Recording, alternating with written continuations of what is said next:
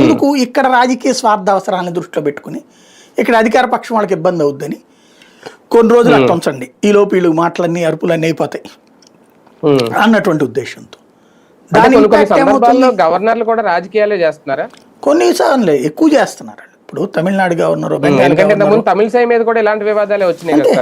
ఆవిడ చేసిందే దుర్మార్గం. అసలు ఆవిడ నిజంగా చెప్పాలంటే గవర్నర్ పదవి కళంకం తెచ్చింది అనాలి ఆవిడ.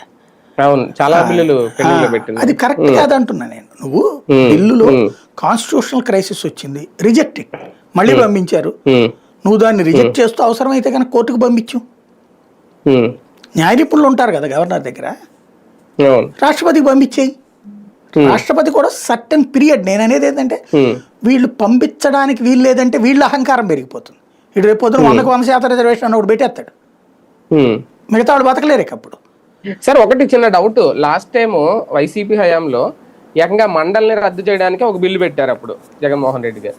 ముందు అది అయింది, మళ్ళీ రెండోసారి కూడా పంపించారు. అది తర్వాత విచక్షణాధికారంతో ఏదో ఆపారు అనేది కదా అప్పుడు మండలి.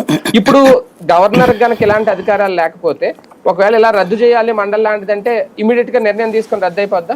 అవ్వదు. అంటే దాంట్లో రూల్ ఏంటంటే మండలి రద్దు అనేటువంటిది అసెంబ్లీ తీర్మానం చేసింది, అది అమలు చేయాల్సింది కేంద్ర ప్రభుత్వం. కేంద్రం పార్లమెంట్లో చట్టం చేయాలి, అందువల్ల ఆగిపోయింది అది. లేకపోతే కనుక చేసేవాళ్ళు. అది విధానపరమైన నిర్ణయం.